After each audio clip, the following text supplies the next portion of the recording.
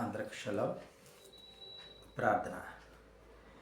మహాత్మ్యము గల ఎలోహిం, మార్పులేని ఎలోహిం, మచ్చలేని అదోనాయ్, మరణాన్ని జయించిన యెషోవా, మంచి బోధకుడైన మెస్సయా, మహిమా కిరీటుడా, మండే ఆత్మగల తండ్రి, మాట తప్పని తండ్రి, ముందు నడుచువడా, మా మధ్య ఉన్న తండ్రి, మా పక్షమున ఉన్న ఎలోహిం, మాట్లాడే అదోనాయ్, మహాబలము గల అదోనాయ్, ముఖముల లక్ష్య పెట్టని అదోనాయ్, మరుగైన మహారాజా, మరణపు ముళ్ళును విరిచిన యెషోవా, మమ్మునేలు పావనాత్మ, మనోహరుడ, మహాజ్యోతివై వెలసినవాడా, మహాగణుడ, మీ ఘనమైన నామమునకు స్తుతులు స్తోత్రాలు.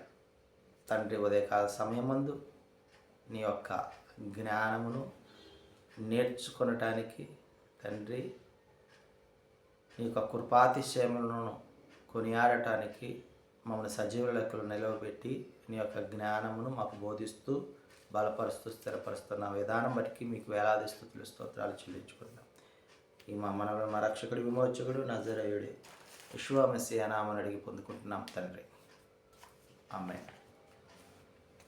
మొదటి దినవృత్తాంతర గ్రంథము 21వ అధ్యాయంలో దావీదు ఇశ్రాయేలీయుల యొక్క సంఖ్యను లెక్కించాలని సాతాను అపవాది ప్రేరేపించినప్పుడు, దావీదును ప్రేరేపించగా ఆ విషయాన్ని మరి యోవాబుకు తెలియచేయగా, సైన్యాధికారి అయిన యోవాబుకు తెలియచేయగా, యోవాబు వారించినప్పటికీ రాజైన దావీదు ఫోర్స్ చేసి జనసంఖ్యను లెక్కించమనగా యోవాబు లెక్కించుస్తాడు.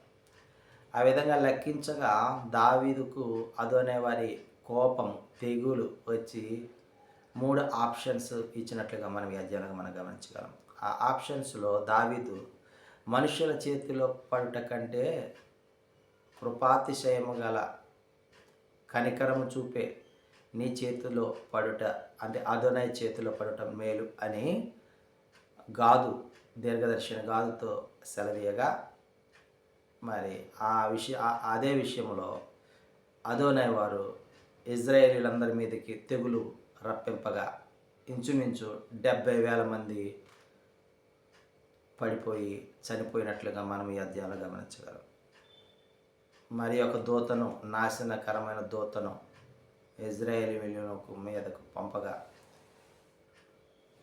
అదోనే వారు కరుణను చూపి ఆ యొక్క దూతను, ఇప్పటివరకు ఈ నాశనం చాలు, ఇక నీవు వినాశనము జరిగింపవలదని దూతకు ఆజ్ఞాపింపగా, దూత కత్తి పట్టుకున్న దూత ఆకాశ మధ్య నిలబడటము దావీదు చూసి సాష్టాంగ నమస్కారం పడి, మరి గోనె పట్ట కట్టుకొని సాష్టాంగ నమస్కారం పడి ప్రార్థన చేసినట్లుగా, మొరపెట్టుకున్నట్లుగా చూస్తూ ఉన్నాం. తండ్రి, వీరు గొర్రెల లాంటి వీరు ఏమి చేశారు? చేసినదంతా, లెక్కించినదంతా నేనే కదా, భ్రష్టుడును నేను కదా, నన్నును నా తండ్రి ఇంటి వారిని నీవు శిక్షించాలనుకుంటే కానీ వారిని విడిచిపెట్టు అని మొరపెట్టినట్లుగా ఈ అధ్యాయంలో మనము చూస్తూ ఉన్నాం.